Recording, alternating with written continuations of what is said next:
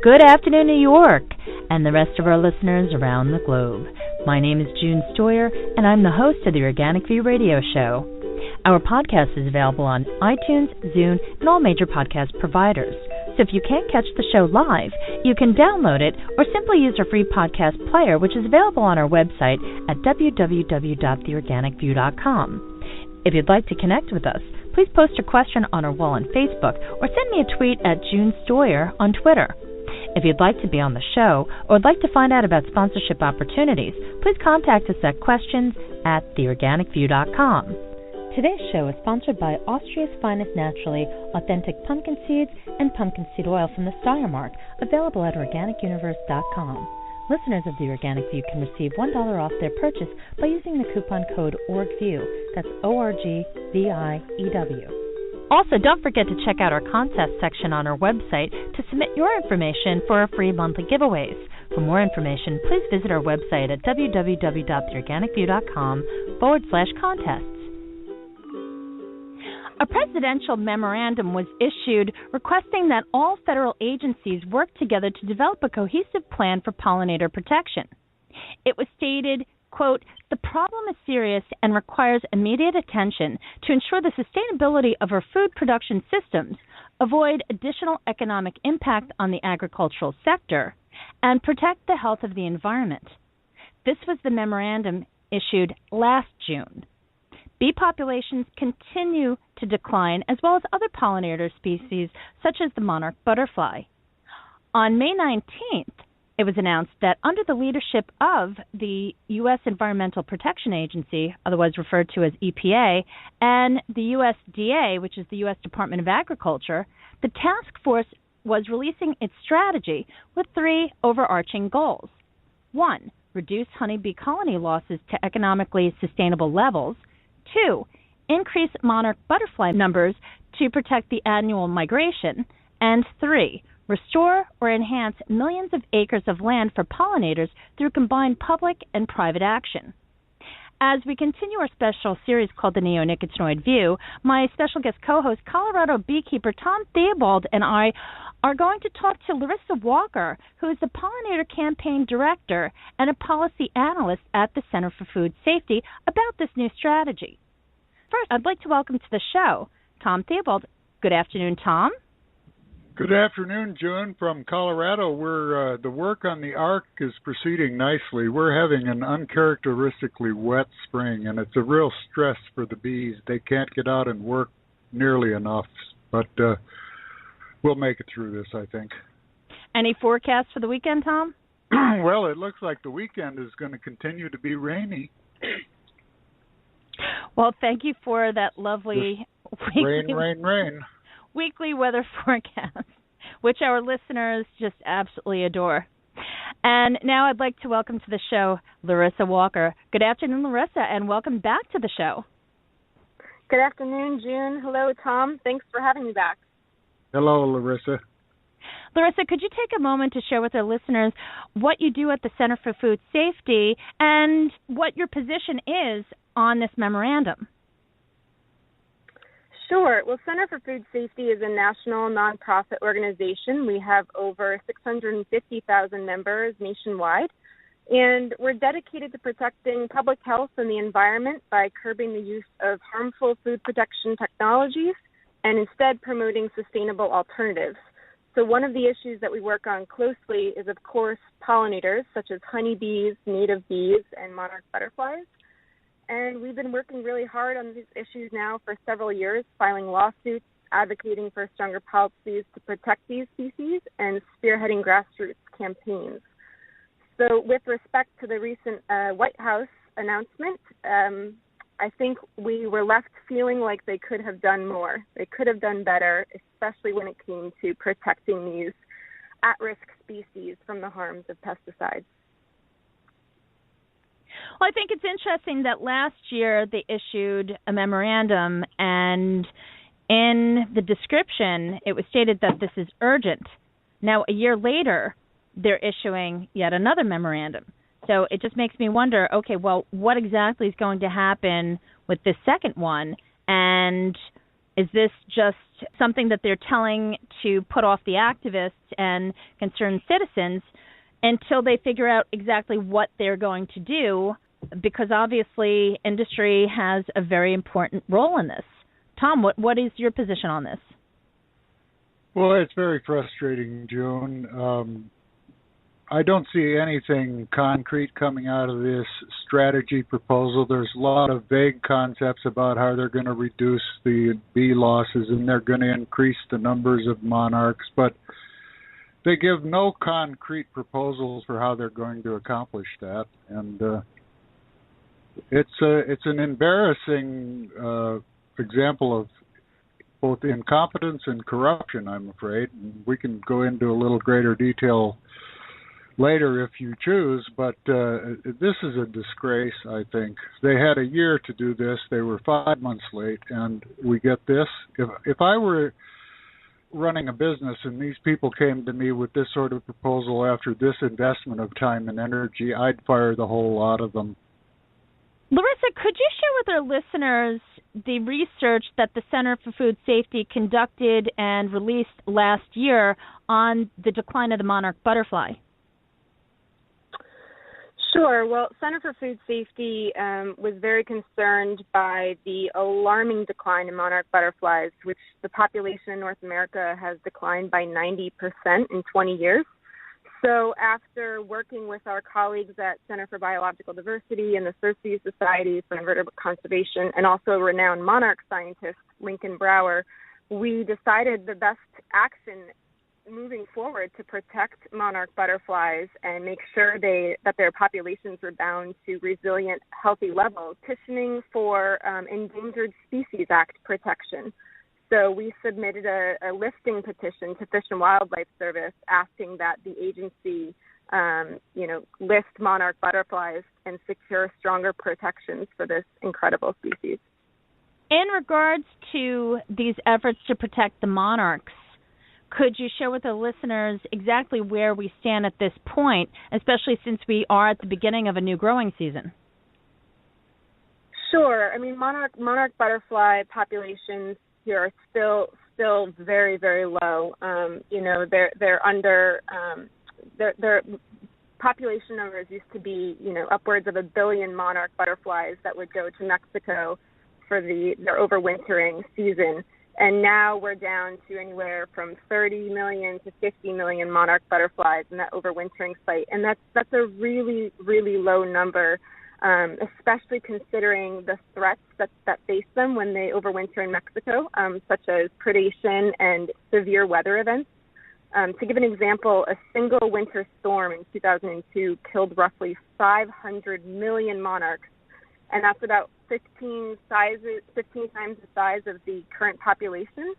So it's certainly a serious issue, and the biggest threat facing monarchs right now is the lack of milkweed that's available throughout the United States. And one of the reasons that milkweed has essentially been eradicated, especially in agricultural fields throughout the Midwest and primarily the Corn Belt region, which is the heart of the monarch butterfly's breeding ground, is because of our excessive use of herbicides like glyphosate on these agricultural areas. And that's, in many ways thanks to the creation of genetically engineered Roundup-ready corn and soybeans. So the species is such an iconic, beautiful species, and it is very much at risk right now, and it needs really strong protections immediately in order for us to ensure that it's here for future generations to enjoy. And what has the task force proposed, Larissa, to accomplish this improvement? Well, as June mentioned earlier in the show, the task force announced this really ambitious goal with respect to monarchs to increase their population to 225 million butterflies within the overwintering grounds by 2020. But as I just mentioned, a winter storm in 2002 killed 500 million monarchs, so twice of what they're looking to get to in, the next 5 years.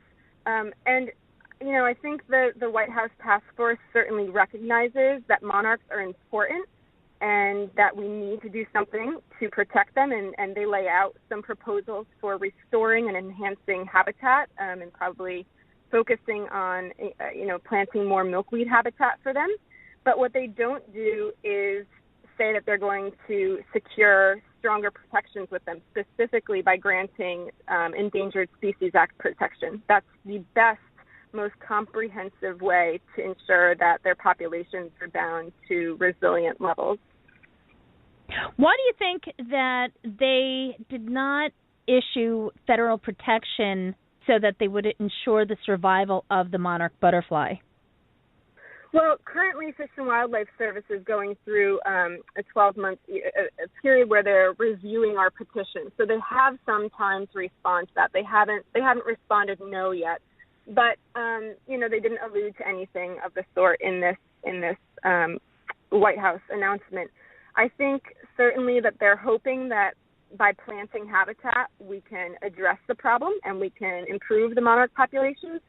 But once again, the issue with the entire White House proposal is that they're really not looking at the bigger picture and the really unique and concerning threats facing not just monarchs, but honeybees, native bees, and many other species from pesticide use, whether it's herbicides wiping out milkweed plants or whether it's insecticides hurting bees and other insects.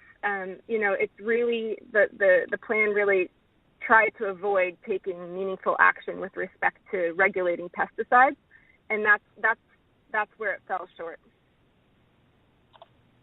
Can we talk about habitat for just a minute? Because there are some serious questions that have been raised about habitat.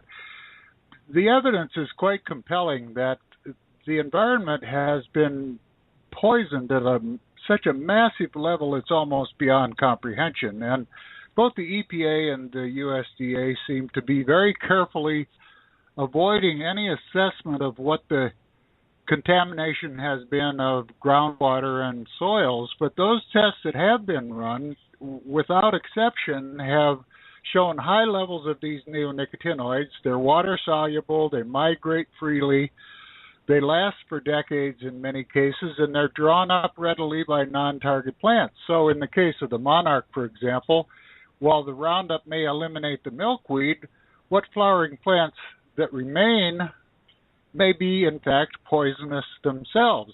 Just before this program began, I was listening to public radio, and they were talking about the establishment of a butterfly corridor diagonally across the United States, composed of several million acres. But I question whether that's going to be habitat or additional killing fields, and until we've assessed what the level of poisoning is, I don't think we can talk about habitat. I completely agree, Tom, and I think, especially in the last year, we've seen some research start to surface focusing on the impacts of neonicotinoids to monarch butterflies, and that's a new area. We've seen a lot of research focusing on the impacts of neonics to honeybees and native bees, but not so much monarchs. And the evidence that's coming out shows that these chemicals are having very serious effects on monarch butterflies, as they are with bees. And I think, especially given the new research that just came out earlier this month, showing that bees might actually be more attracted to flowers or forage, sources that are laced or contaminated with neonics. If we're planting all of this wonderful habitat and forage for them to enjoy, it's really concerning if that they're potentially drawn to these areas, the contaminated areas, more. That's posing a really serious risk to them.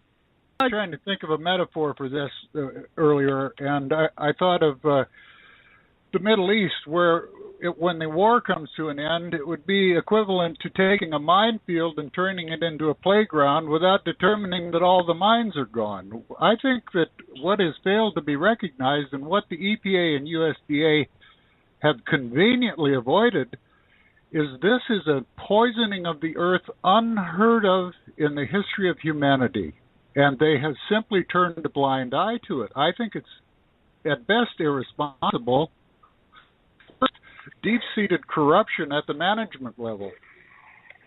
Well, and it's interesting because one of the pieces that I was especially interested to come across when I was going through all of the details of the White House plan, very deep in the appendix of the plan, the EPA states, and they basically admit that neonics they pose a unique hazard to bees. Basically, they said, quote, "This pesticide class is differentiated by its unique hazard database for bees, its disposition in the environment, and frequent association with adverse effects incidents in the United States and elsewhere."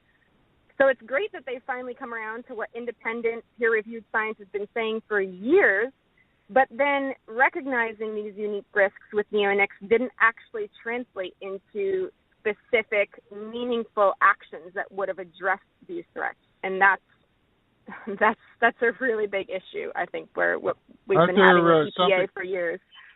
Aren't there something like 200 products currently on the market, neonicotinoid products? They've done nothing to address any of those, have they? Right, exactly. EPA came out about a month ago and announced that it would be unlikely that they'd approve more uses of neonics for outdoor applications. But exactly as you said, they're doing nothing to address all the current uses already allowed on the market, which it's estimated that could be up to 500 different neonic products on the market in the U.S. So we've already got plenty of chemicals out there. It's not going to be a big deal if they don't register more. I just wanted to make one point in regards to the impact of neonicotinoids on the monarch butterfly. I do believe Dr. Vera Krischik from University of Minnesota was the one who conducted that research. And it just goes to show you that what is happening with the bees is not only an isolated incident, but it's happening to many other species. So the exposure that these chemicals have is tremendous. Tom, could you take a moment to refresh our listeners' memories as far as the sublethal effects of neonicotinoids? Yes, I was drawn into this about 2007 when I was trying to determine what the cause of the huge bee losses I was seeing was. I discovered a break in the fall brood cycle and through a series of investigations determined that the likely cause of that was corn pollen, and that's what got me started on this. I wrote an article in 1910 for Bee Culture magazine, and I criticized the study that had been used to give a conditional registration to clothianidin, one of the neonicotinoids. And in part, as a result of that article, Bayer came back to the EPA and asked for additional approvals for both mustard and cotton. And EPA scientists took that opportunity to review that earlier study and concluded that it was invalid. So what we have now is we have a situation where one of the primary neonicotinoids that's been on the market since 2003 has never met the requirements for legal registration, and yet it's going into its 10th year on the market, hundreds of millions of acres, and rather than go back and correct its misjudgment, the EPA chooses instead to use its resources and our tax money to defend its actions in the court of law. This is organized crime. I mean, there's no other way to describe it. I hate to be so cynical, but this is deep corruption at the management level, and somebody needs to get in the driver's seat.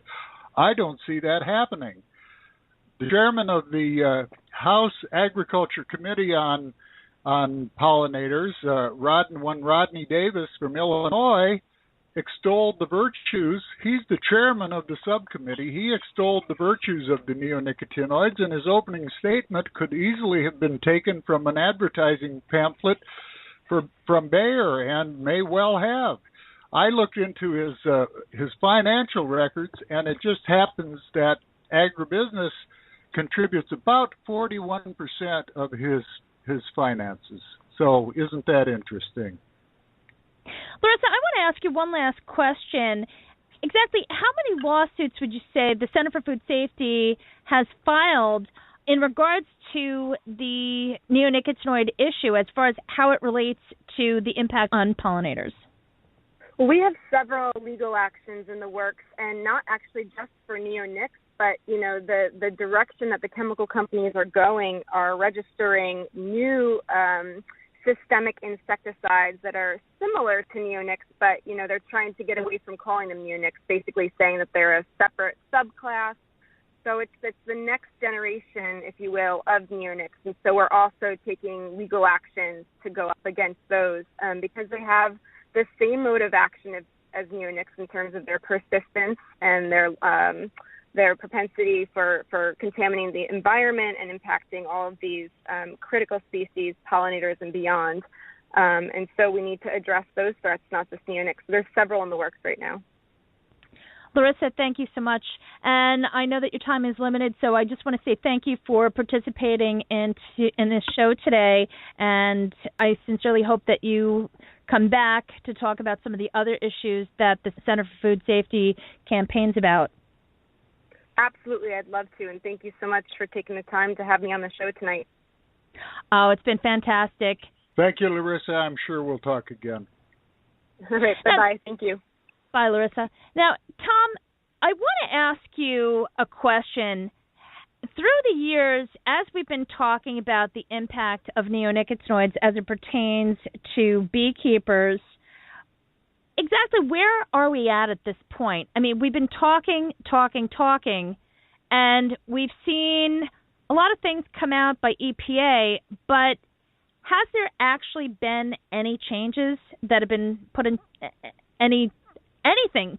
I mean, it's just frustrating because it just seems as though you and I talk about these things every single week, and, the question comes up over and over, okay, well, what's changed?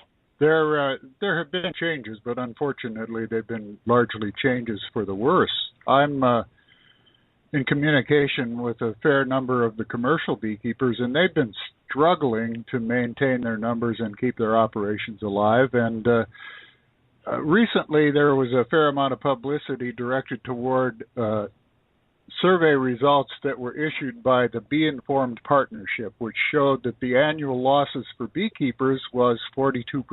Now, that sounds quite dramatic, and it is, but the reality is even worse. That 42% is probably half of what the real losses are, and here's how it works.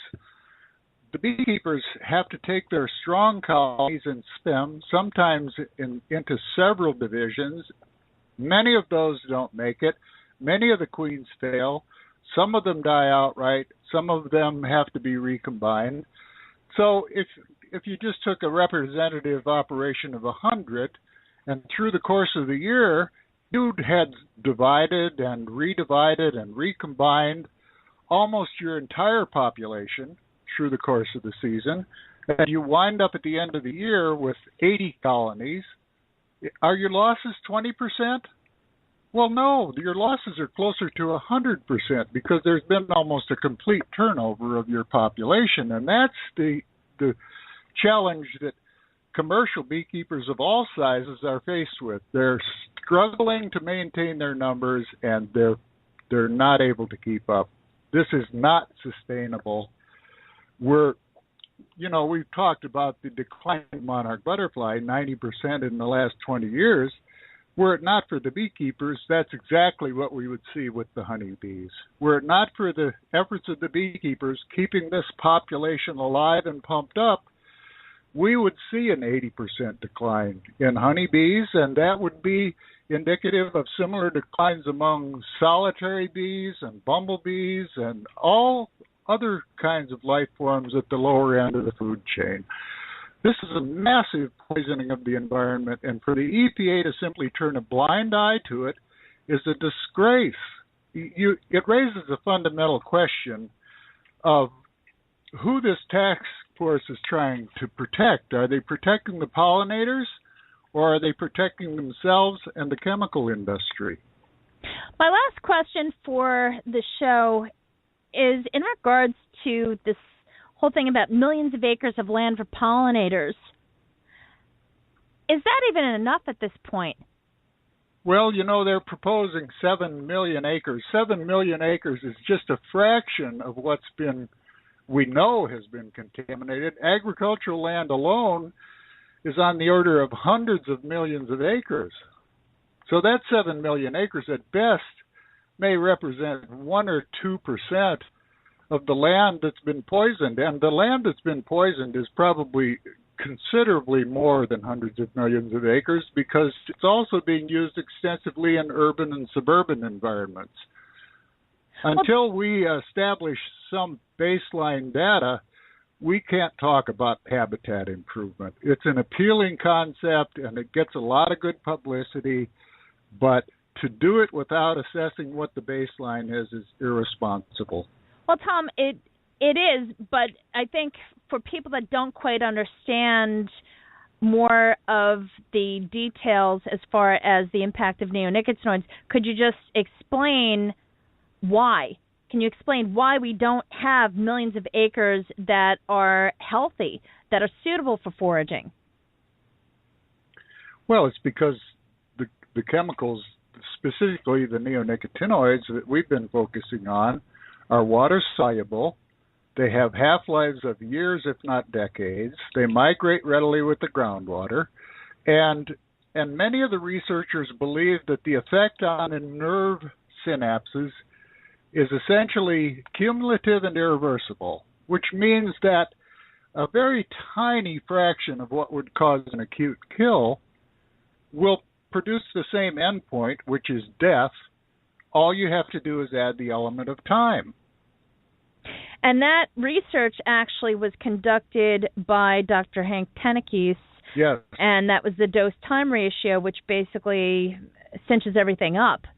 So at the end of the day, when it comes to the dose-time ratio, there's nothing that they can do to avoid that once or as they continue to apply these chemicals. Well, the EPA and the USDA have conveniently turned a blind eye to an avalanche of scientific evidence. If nothing else, they're incompetent. Well, this is a new beginning, as some people are looking at it, and hopefully we'll see some results this time. It's a shame that almost a full year has gone by and absolutely nothing has really been done. It all seems as though it's just a lot of rhetoric. Once again, I'll say that I think that the working level employees at the EPA, perhaps to a lesser degree at the USDA, want to do the proper thing. I think what we're seeing is an example of gross mismanagement, and nobody is calling these people to account. Congress is asleep at the wheel. Well, now that our leader is on Twitter, maybe, folks, if you're out there and it is something that you feel compelled to tweet about, maybe you should send messages to the White House, to President Obama, to the EPA, to USDA, and let them know that this is something that they need to take seriously. Tom, thanks for joining me tonight, and it was also great having Larissa on the show. But yes, it was. To be continued. What can I say? Well, I'm going to go do a little more work on the Ark. Noah's Ark. Folks, thank you so much for tuning in. Please check out our contest section on the website, which is www.theorganicview.com/contests. And also check out our newly revised website, where if you missed a show, you can check out the on-demand interviews as well as all the other information, the prizes, and there's just so much information out there about neonicotinoids. But once again, thanks for tuning in. This has been June Stoyer with the Organic View Radio Show. Have a great afternoon, everyone.